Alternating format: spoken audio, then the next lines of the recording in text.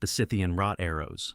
Around 700 BCE, across the vast grasslands north of the Black Sea, Scythian horse archers carried a weapon that appeared deceptively simple.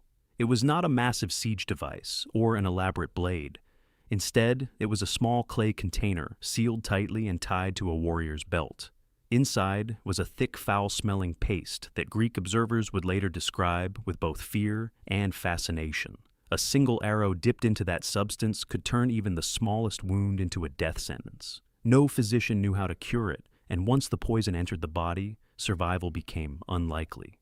One of the earliest descriptions of this weapon comes from the Greek historian Herodotus, who traveled through regions near the Black Sea in the 5th century BCE. He documented the customs of the Scythians, nomadic warriors who lived almost entirely on horseback.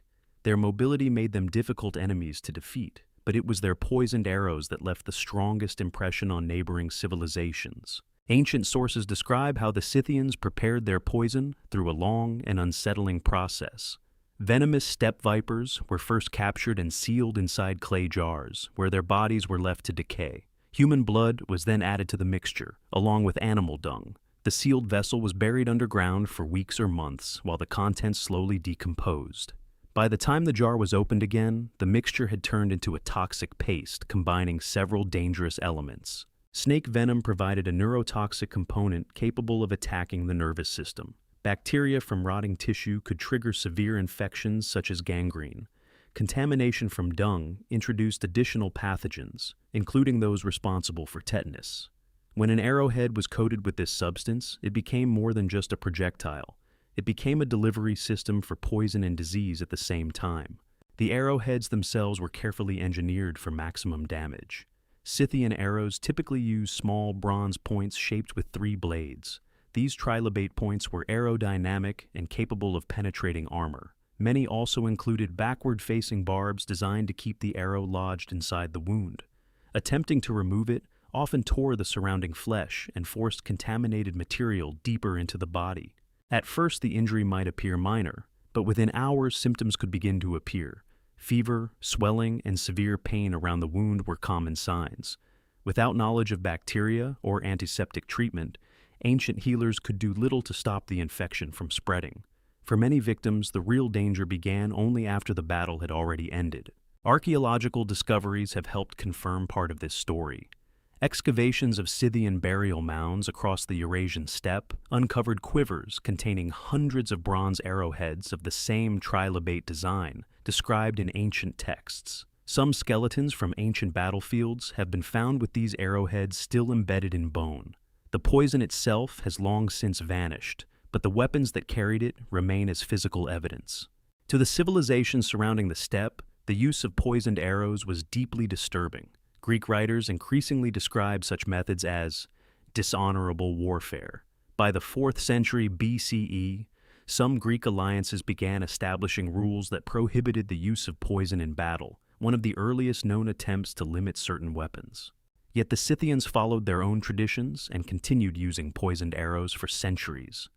Their enemies quickly learned that even a small wound from a Scythian arrow could become far more dangerous than it first appeared. If these early prohibitions were meant to prevent the spread of poison weapons, they also reveal something important about ancient warfare. Long before modern treaties on chemical and biological weapons existed, societies had already begun recognizing that certain methods of killing crossed a line that many believed should never be used in war: the Hellenic Flamethrower. In 424 BCE, during the Peloponnesian War between Athens and Sparta, an unusual weapon appeared on the battlefield outside the Greek city of Delium. Athenian soldiers had fortified themselves inside a wooden structure near a temple of Apollo after capturing the area. Normally, storming such a defensive position would require ladders, battering rams, or prolonged siege tactics. Instead, the Boeotian army brought forward a strange device mounted on a wooden frame. When the machine was pushed close to the Athenian fortifications, a burst of fire suddenly shot out from its front, igniting the wooden walls and forcing the defenders to flee. The event was recorded by the Greek historian Thucydides, whose detailed account of the Peloponnesian War remains one of the most reliable historical sources from the period. According to his description, the Boeotians had constructed a large hollow beam, or pipe, attached to a wheeled structure. At the front of the beam was a metal nozzle, while the interior contained burning coals, sulfur, and other combustible materials. Large bellows were used to force air through the chamber. As the air rushed through the burning mixture, it intensified the flames and pushed them outward through the metal tube. The result was a directed blast of fire that could reach the wooden defenses of the Athenian stronghold. Unlike flaming arrows or torches, which depended on wind and chance, this device allowed soldiers to project flames directly toward a target. When the fire struck the wooden walls and structures inside the fort, it spread quickly through the dry timber. The defenders suddenly found themselves facing a threat that their shields and armor offered little protection against. For armies accustomed to traditional weapons such as spears and arrows, the sight of a machine projecting controlled fire must have been shocking. Fire had always been used in warfare, especially in sieges, but the flamethrower at Delium represented a new level of control over that destructive force. Instead of throwing fire and hoping it landed in the right place, engineers could aim it like a weapon. The construction of the device also demonstrated the technical creativity of ancient military engineers. Greek armies were already developing complex siege equipment, such as battering rams and towers, but the flamethrower required an understanding of airflow and combustion. By forcing air through burning materials, the machine could intensify flames and extend their reach far beyond what a simple torch could achieve. After the Boeotians used the device to set the Athenian fortifications on fire, the defenders were forced to abandon their position. The machine had succeeded not through overwhelming force, but by introducing a type of weapon that the defenders were not prepared to counter. Weapons based on controlled fire would appear again centuries later. Byzantine engineers would eventually develop the famous Greek Fire, a far more advanced incendiary weapon used in naval warfare. While the device at Delium was far simpler, it may represent one of the earliest recorded attempts to turn fire into a mechanically projected weapon. The appearance of this machine also revealed something about the evolving nature of ancient warfare. As armies grew larger and fortifications became more complex, military engineers increasingly searched for new ways to overcome defensive structures. If the flamethrower at Delium was indeed one of the earliest machines designed to project fire in battle, it suggests that experimentation with technological weapons had already begun long before the age of gunpowder. And once armies discovered that fire could be controlled and directed like any other weapon, the next question became unavoidable. How far could this idea be taken if engineers continued refining it over the centuries? The Aconite poison arrow. Around 400 BCE, Greek soldiers began encountering a form of arrow that seemed far more dangerous than its appearance suggested. The weapon itself looked ordinary. A wooden shaft, a bronze arrowhead, and feathered fletching designed for stability in flight. But warriors struck by these arrows sometimes collapsed hours after the battle ended, even when the wound appeared minor. The cause was not the injury itself, but the substance that had been applied to the arrowhead before it was fired. The poison came from a plant known in the ancient world as aconite, more commonly called wolfsbane today. This plant grew in mountainous regions of Greece and across parts of Eurasia, producing tall stems with distinctive purple flowers. Despite its beauty, aconite was one of the most toxic plants known in antiquity. Even small amounts of its extract could disrupt the nervous system and interfere with the body's ability to regulate the heart. Ancient herbal knowledge allowed people to isolate the toxic compounds from the plant's roots. When prepared in concentrated form, aconite became a powerful poison. Hunters sometimes used it to kill wolves or other dangerous animals, coating spearheads or arrow points with the substance. In warfare, the same technique could be used against human enemies. When an arrow coated with aconite penetrated the skin, even slightly, the toxin could enter the bloodstream. Unlike conventional wounds that depended on severe bleeding or deep penetration, a poisoned arrow did not need to cause significant physical damage. A shallow puncture could be enough to introduce the toxin. Victims of aconite poisoning often experienced symptoms quickly. Burning pain could spread from the wound site, followed by numbness and weakness in the limbs. The toxin interfered with nerve signals, controlling muscles and the heart. As the poisoning progressed, irregular heart rhythms and difficulty breathing could occur. Without effective treatment, the body gradually lost the ability to maintain vital functions. In an age without advanced medical knowledge, these symptoms must have appeared mysterious and frightening. A soldier who survived the violence of battle might suddenly collapse later with no obvious explanation. For armies witnessing such events, poisoned arrows introduced an element of uncertainty that traditional weapons did not create. Over time, the use of poison in warfare began to provoke debate among Greek societies. Although warfare in the ancient world was brutal, many communities believed certain practices crossed moral boundaries. Poisoned weapons were often viewed as dishonorable because they relied on hidden substances rather than open combat.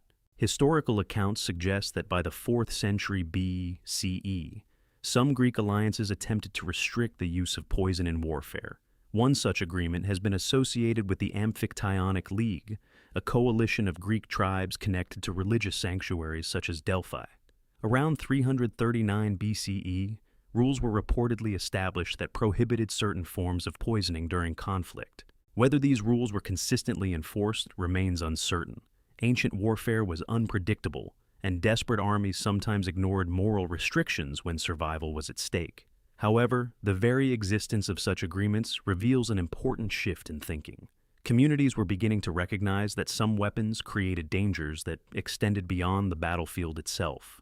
The Aconite arrow demonstrated how knowledge of natural toxins could transform a simple projectile into a far more dangerous weapon. It blurred the line between ordinary combat and chemical harm, forcing ancient societies to confront difficult questions about the limits of warfare. If soldiers in the ancient world were already capable of using plant-based toxins to enhance their weapons, then the origins of chemical warfare may be far older than many people assume. And once this knowledge existed, it could not easily be forgotten or controlled.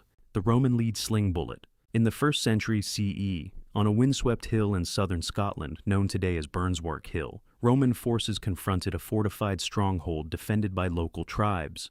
The battle itself has long faded into history, but what archaeologists uncovered nearly 2,000 years later revealed something remarkable about the weapons used during the assault. Scattered across the hillside were hundreds of small lead projectiles, each shaped like a narrow almond and no larger than a human thumb. At first they appeared harmless, almost insignificant. But when researchers examined the nearby human remains, they found skulls pierced by clean circular holes that looked strangely similar to wounds caused by modern gunfire. These objects were Roman sling bullets, known in Latin as glandes. They were fired using a simple yet highly effective weapon, the sling. A sling consisted of a leather pouch attached to 2 cords. The user placed a projectile inside the pouch, spun the sling rapidly in a circular motion, and released one of the cords at precisely the right moment. The projectile would then fly forward at high speed toward its target. Although the weapon itself was simple, the physics behind it allowed skilled soldiers to generate tremendous velocity. Modern experiments with reconstructed slings have shown that trained users can launch lead bullets at speeds approaching 100 miles per hour. At such velocities, even a small projectile can deliver enough kinetic energy to fracture bone. The Romans understood this advantage well.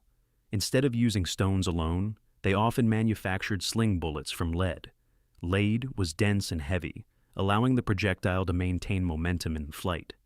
The almond shape also helped stabilize the bullet as it traveled through the air, improving accuracy and penetration. Units of specialized slingers were commonly recruited from regions famous for their skill with the weapon, particularly the Balearic Islands. These soldiers trained from childhood, learning to control the sling with remarkable precision. Ancient writers noted that some Balearic warriors practiced by striking small targets at long distances, developing accuracy that rivaled that of archers. On the battlefield, slingers could strike enemies from impressive ranges while remaining relatively mobile. Unlike archers, who required bows and arrows, slingers needed only their sling and a supply of ammunition. This made them easy to deploy and difficult to disarm. A formation of skilled slingers could rain down a continuous barrage of projectiles that disrupted enemy formations before close combat even began. Roman sling bullets also carried an unusual psychological element. Archaeologists have discovered many examples engraved with short inscriptions or insults directed at the enemy. Some bullets bore phrases that translated roughly as "take this" or "catch." Others included the names of commanders or mocking symbols. Each projectile therefore carried not only lethal force, but also a message from the soldier who launched it. At Burnswark Hill, the concentration of sling bullets suggests that Roman forces used them extensively during the assault on the hill fort. Defenders standing on the ramparts would have faced a storm of high-speed projectiles striking from below. Even if shields protected much of the body, the head and exposed limbs remained vulnerable. Unlike poisoned arrows or chemical mixtures, sling bullets were never considered unethical weapons. They were widely accepted as legitimate tools of war throughout the ancient world. Yet the injuries discovered at Macuahuitl reveal how deadly such simple technology could be. A weapon made from nothing more than a leather strap and a piece of shaped metal was capable of producing wounds that resemble those caused by firearms invented many centuries later. It is a reminder that destructive power in warfare does not always depend on complex machinery. Sometimes it comes from mastering the simplest tools with extraordinary skill. And the discoveries at Macuahuitl leave historians with a striking realization. If ancient soldiers could generate such lethal force using only a sling and a small piece of lead, then the line between primitive weapons and advanced projectile technology may be far thinner than we usually imagine. The poison smokescreen. In the 4th century BCE, Chinese military strategists began experimenting with a type of weapon that did not rely on blades, arrows, or physical impact at all. Instead, it used something far more difficult to defend against: the air itself. During certain battles and sieges, soldiers reported thick clouds of smoke drifting across defensive walls and narrow passageways. At first, it appeared to be ordinary smoke from burning materials. But when the fumes reached enemy troops, the effects were immediate. Soldiers began coughing violently, their eyes burning, their breathing growing difficult. Some collapsed before they could even raise their weapons. Early Chinese military texts describe several methods for producing such smoke.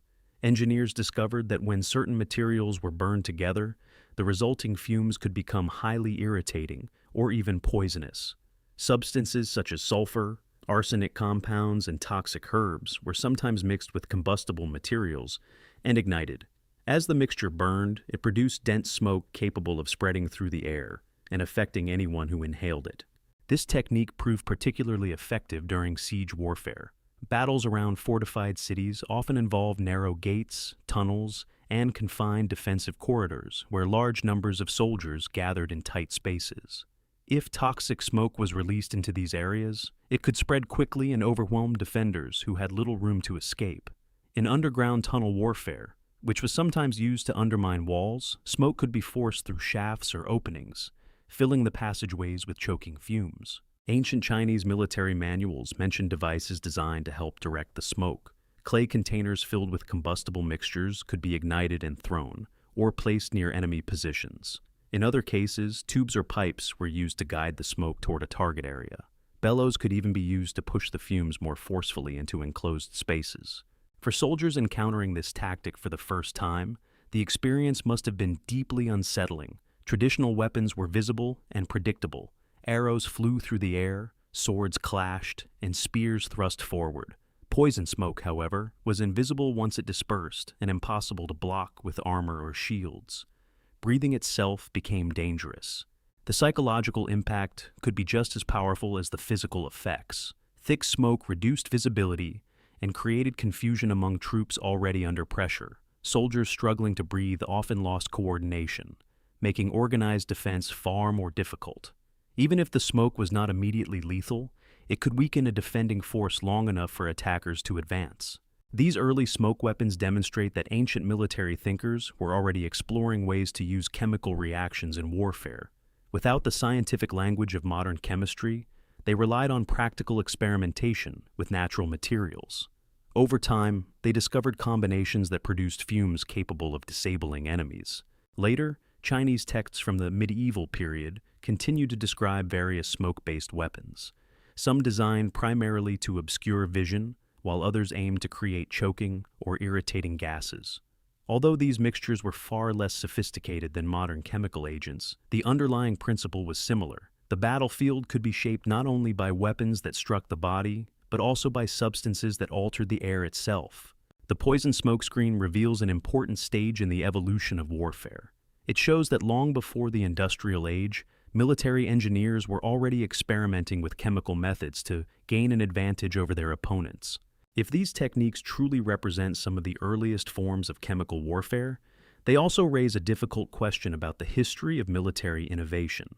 Once armies discovered that toxic substances could be used to weaken entire groups of soldiers at once, How easily could such knowledge spread beyond the battlefield where it first appeared? The Zhuge Liang repeating crossbow. In the year 208 CE, during the chaotic years of China's Three Kingdoms era, soldiers defending fortified cities began using a crossbow that behaved unlike any other weapon of its time.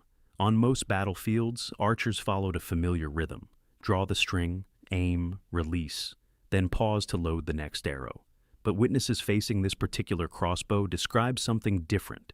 Instead of a single bolt flying through the air, a rapid stream of projectiles followed one after another. Before an enemy soldier could react to the first shot, several more were already on their way. The weapon later became associated with Zhuge Liang, the famous strategist of the Shu kingdom. Although historians debate whether he invented it or improved an earlier design, the device became widely known as the Zhuge repeating crossbow. Its defining feature was a mechanical system that allowed multiple bolts to be fired in quick succession without the complex reloading process required by traditional crossbows. The structure of the weapon was unusual compared with standard bows used in ancient armies. Mounted above the crossbow was a wooden magazine that held a stack of short bolts. At the rear was a lever connected to the bowstring and trigger mechanism. When the user pulled the lever backward, the string was drawn and a bolt dropped from the magazine into position. Pushing the lever forward released the string and fired the bolt. Repeating this motion allowed the operator to shoot several bolts rapidly with a steady pumping movement. Historical descriptions suggest that a trained soldier could fire around 10 bolts in roughly 15 seconds. For an ancient battlefield, this rate of fire was remarkable. Traditional crossbows were powerful but slow to reload, sometimes requiring mechanical assistance or considerable strength to draw the string. The repeating crossbow sacrificed some of that power in exchange for speed. Because its bolts were lighter and carried less force, the weapon was most effective at short range. It was particularly useful in defensive situations such as guarding city walls, protecting narrow gates, or repelling attackers climbing siege ladders. When used from elevated positions, the rapid stream of bolts could disrupt enemy formations and force attackers to retreat. Some historical accounts claim that the bolts fired from repeating crossbows were sometimes tipped with poison to increase their lethality. While evidence for this practice is debated among historians, the idea reflects how ancient armies often combined mechanical innovation with other techniques to enhance a weapon's effectiveness. Even without poison, the psychological effect of the weapon was significant. Facing a device capable of releasing multiple projectiles in quick succession could create confusion among attacking troops. Shields designed to block occasional arrows became far less effective when several bolts arrived in rapid sequence. Despite its advantages, the repeating crossbow never completely replaced traditional bows or crossbows in large-scale warfare. Its shorter range and weaker penetrating power limited its effectiveness against heavily armored soldiers. However, its design revealed an important shift in military engineering. Instead of focusing only on the strength of a single shot, inventors were beginning to explore ways to increase the speed at which weapons could fire. Surviving examples of repeating crossbows have been preserved in museums and archaeological collections, demonstrating that the concept was not merely legendary. These weapons show that mechanical solutions to increase rate of fire existed centuries before gunpowder weapons transformed warfare. The repeating crossbow reminds historians that innovation in ancient warfare often followed unexpected paths. While many armies focused on stronger bows and heavier projectiles, Chinese engineers explored a different approach by increasing the number of shots that could be fired in rapid succession. And once the idea of rapid-fire weapons appeared on the battlefield, it introduced a new way of thinking about combat. Instead of a single decisive strike, victory could sometimes come from overwhelming an opponent with continuous pressure. The Byzantine Greek Fire. In 678 CE, during a massive naval assault on the Byzantine capital of Constantinople, sailors aboard Arab warships encountered a weapon that seemed almost impossible to fight against. As the fleets closed in the waters of the Bosporus, Byzantine ships advanced toward the attackers carrying strange bronze tubes mounted along their bows. Suddenly, a stream of blazing liquid shot across the water and struck the approaching vessels. The substance burst into flames on contact, spreading rapidly across wood, ropes, and sails. Even more terrifying, the fire did not die when it touched the sea. It continued burning on the surface of the water itself. The weapon responsible for this terrifying spectacle would become known as Greek Fire. It was one of the most feared military technologies of the medieval world, and its exact formula remains a mystery even today. Contemporary sources suggest that it was a highly flammable liquid mixture projected through mechanical devices mounted on ships. The invention is often attributed to an engineer named Callinicus, who reportedly fled from territories captured by Arab forces and arrived in Constantinople with knowledge of incendiary compounds. According to Byzantine chronicles, he introduced the formula to the imperial court during a period when the empire faced repeated naval attacks. Byzantine engineers quickly developed specialized devices known as siphons to deploy the weapon. These mechanisms worked somewhat like primitive flamethrowers. The flammable liquid was stored inside sealed containers and then forced through bronze tubes using pressure, possibly generated by pumps or heated gases. Once the liquid exited the nozzle, it was ignited, creating a continuous stream of burning material directed toward enemy ships. Naval warfare in the ancient and medieval worlds relied heavily on wooden ships covered with tarred ropes and cloth sails. These materials were extremely vulnerable to fire. When Greek fire struck a vessel, flames could spread across the deck within seconds. Attempts to extinguish the fire with water often made the situation worse, as many accounts claim the flames continued burning even on the sea. For enemy sailors, the psychological effect was devastating. Watching fire spread across the surface of the water defied normal expectations of how flames behaved. Panic often spread through fleets that suddenly faced a weapon capable of destroying ships before they could even reach boarding distance. Were known only to a small group of trusted engineers and officials. Manufacturing took place in controlled workshops under imperial supervision, and written instructions were carefully restricted. For several centuries, this secrecy allowed the Byzantine Navy to maintain a powerful advantage in naval warfare. Greek fire played a crucial role in defending Constantinople during multiple sieges, helping the empire repel invading fleets that might otherwise have captured the city. Over time, however, the knowledge required to produce Greek fire gradually disappeared. As the Byzantine Empire weakened and its institutions declined, the specialized expertise behind the weapon was lost. No surviving document has revealed the exact chemical formula used in its creation. Modern historians and chemists have proposed various possibilities, including mixtures containing petroleum, sulfur, resin, or quicklime. Yet, without definitive evidence, the true composition remains uncertain. The disappearance of Greek fire highlights how fragile technological knowledge can be. A weapon that once protected an empire and reshaped naval warfare eventually vanished when the system responsible for preserving it collapsed. And its story raises an important question about the history of military innovation. If a weapon powerful enough to dominate centuries of naval warfare could disappear entirely from the historical record, how many other ancient technologies might have been lost in the same way? The Medieval War Crossbow. In 1139 CE, an unusual declaration was made at the Second Lateran Council in Rome. Among the many religious matters discussed by church leaders, one particular weapon became the subject of fierce debate. The weapon was the crossbow, and according to the decree issued by the council, its use against fellow Christians was condemned as something hateful to God. The document described the weapon as too cruel for civilized warfare and attempted to ban its use among Christian armies. The crossbow itself had existed for centuries before this moment. Early versions had appeared in ancient China and later spread across parts of Europe and the Mediterranean. By the Middle Ages, European craftsmen had improved the design significantly. The weapon used a short but powerful bow, mounted horizontally on a wooden stock. A mechanical trigger held the bowstring under tension until the user released it, launching a short bolt at high speed. What made the crossbow controversial was its ability to penetrate armor. Medieval knights spent enormous resources on protective equipment, such as chainmail and later plate armor. These defenses were designed to stop swords, spears, and even many arrows. But the powerful draw strength of a crossbow could send a heavy bolt through armor that traditional weapons struggled to penetrate. Another reason for the weapon's reputation was its accessibility.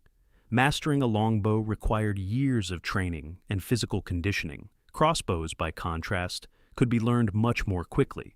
A soldier with minimal experience could aim, pull the trigger, and release a bolt capable of killing heavily armored opponents. This meant that a common foot soldier could potentially defeat a noble knight who had spent a lifetime preparing for battle. For the medieval social order, this shift in battlefield power was deeply unsettling. Knights represented not only military strength, but also the political authority of the aristocracy. When a weapon allowed ordinary soldiers to kill armored nobles from a distance, it challenged the traditional hierarchy of warfare. The decree issued at the Second Lateran Council attempted to address this concern. The council declared that the use of crossbows and similar weapons against Christians should be prohibited because of their deadly efficiency. However, the restriction did not apply to conflicts against non-Christians, and in practice the ban proved difficult to enforce. Despite the condemnation, crossbows continued to appear on battlefields throughout Europe. Military commanders recognized their effectiveness, and armies were reluctant to abandon a weapon that provided a clear tactical advantage. Over time, crossbows became a standard component of medieval warfare. One of the most famous incidents involving the weapon occurred in 1199 when King Richard I of England, known as Richard the Lionheart, was struck by a crossbow bolt while besieging a castle in France. The wound later became infected, leading to his death. The event demonstrated that even the most powerful rulers could fall victim to the weapon that church authorities had once attempted to prohibit. The controversy surrounding the crossbow reveals an important moment in the history of warfare. It showed how technological innovation could challenge existing ideas about honor, fairness, and the structure of society itself. Even though the church attempted to limit its use, the crossbow ultimately remained on the battlefield because it worked too well to ignore. And the debate it created highlighted a pattern that has appeared repeatedly throughout history. When a new weapon dramatically changes the balance of power in war, societies often struggle to decide whether such power should be controlled or accepted as part of the evolving nature of conflict. The Aztec Macuahuitl. When Spanish conquistadors first encountered the armies of the Aztec Empire in the early 16th century, they expected to face weapons made of wood and stone that would be easily defeated by European steel. Instead, many of them witnessed something that challenged those assumptions. Among the weapons carried by Aztec warriors was a strange wooden sword edged with rows of dark glass-like blades. The weapon was called the Macuahuitl, and despite its simple materials, its cutting power left a deep impression on those who faced it. The Macuahuitl consisted of a flat wooden club roughly 3 feet long with carefully carved grooves along both sides. Into these grooves, Aztec craftsmen inserted razor-sharp pieces of obsidian, a volcanic glass formed when lava cools rapidly. Obsidian fractures in a way that creates extremely sharp edges, sometimes sharper than modern surgical steel. Each blade was fitted tightly into the wooden frame, using natural adhesives and bindings. In battle, the weapon functioned like a combination of sword and club.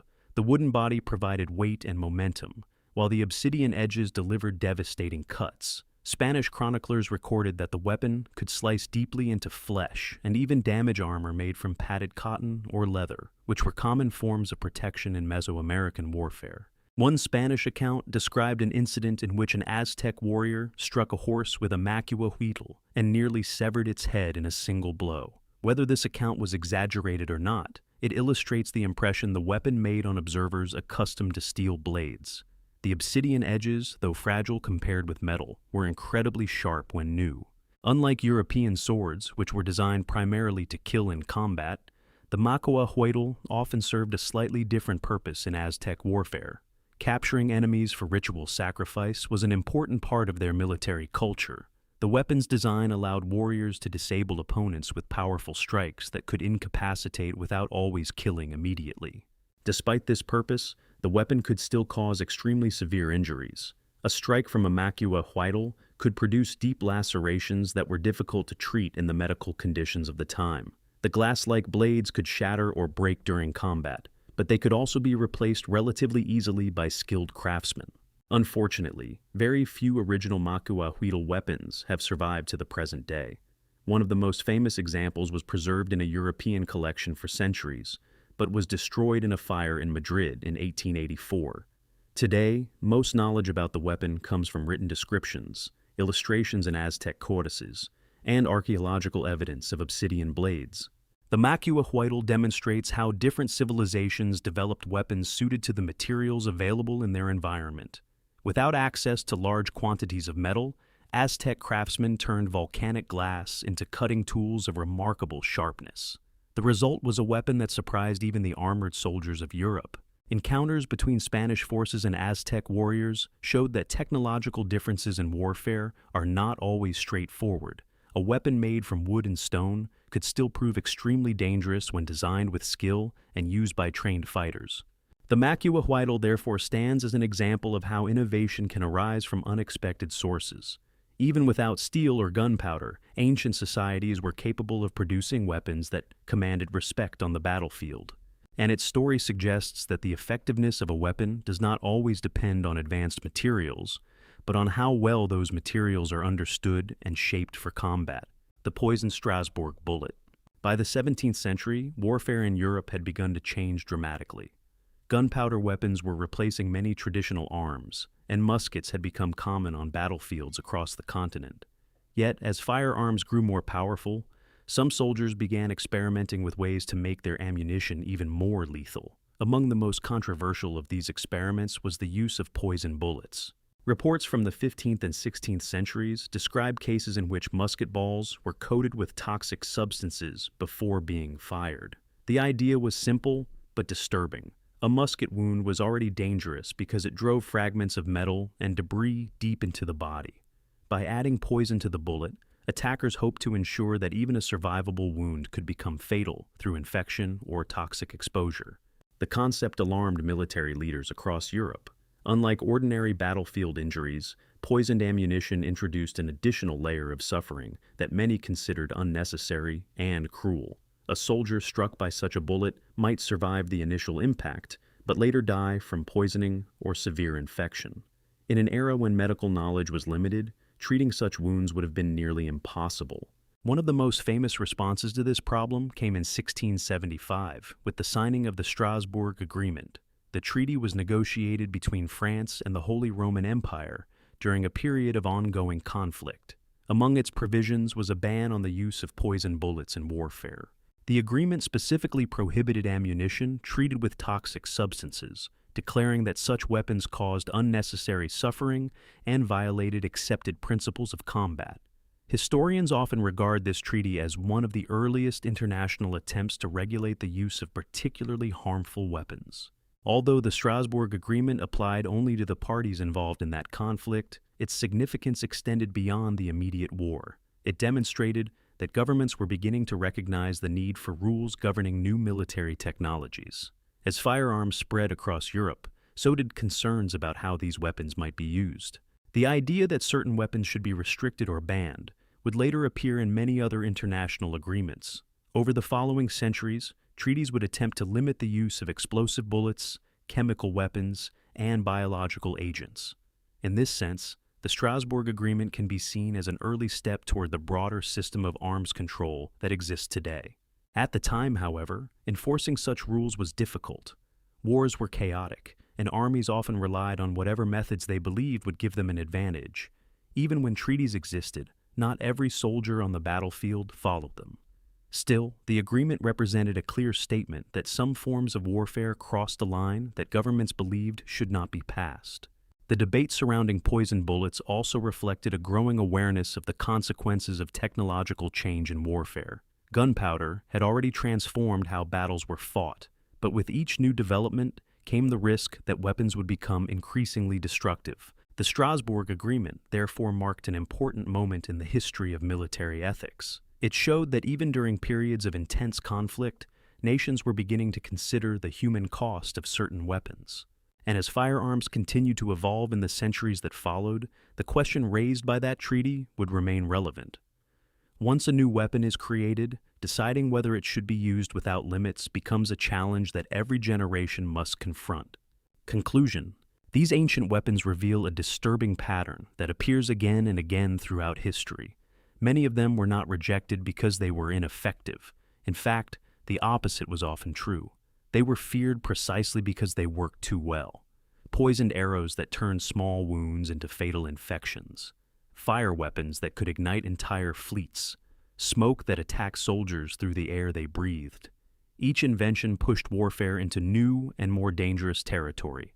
Across different civilizations and centuries, societies began to realize that certain methods of fighting created consequences that extended beyond ordinary combat. Poison could continue killing long after the battle ended. Fire could destroy cities as easily as armies. Chemical fumes could harm anyone caught nearby, including civilians. These weapons forced leaders and communities to confront an uncomfortable question. If a weapon causes suffering that cannot be controlled, should it still be used simply because it provides an advantage in war? The historical responses were often imperfect. Greek alliances attempted to forbid poisoned weapons. Medieval church councils tried to restrict crossbows. European states signed early agreements banning poisoned ammunition. Yet, despite these efforts, many of the same weapons continued to appear on battlefields. Military necessity frequently outweighed moral objections. What these stories show is that the struggle to control weapons is not a modern problem. Long before international conventions and global treaties existed, ancient societies were already attempting to draw lines between acceptable and unacceptable forms of warfare. Some weapons forced those debates earlier than others because their effects were so shocking that they could not easily be ignored. Today, international agreements regulate chemical weapons, biological agents, and other technologies capable of causing widespread harm. Yet the origins of these ideas reach much further back in time than many people realize. The first attempts to limit certain weapons appeared thousands of years ago, when civilizations began to recognize that some inventions threatened not only their enemies, but the stability of warfare itself. The weapons described in this investigation show that technological creativity has always been part of human conflict. Engineers and warriors constantly search for new ways to gain an advantage, but each innovation also carried risks that societies struggled to control. And this raises a final question that still echoes today. If ancient civilizations already understood that some weapons were too dangerous to be used freely in war, why does the same debate continue every time a new and more powerful technology appears?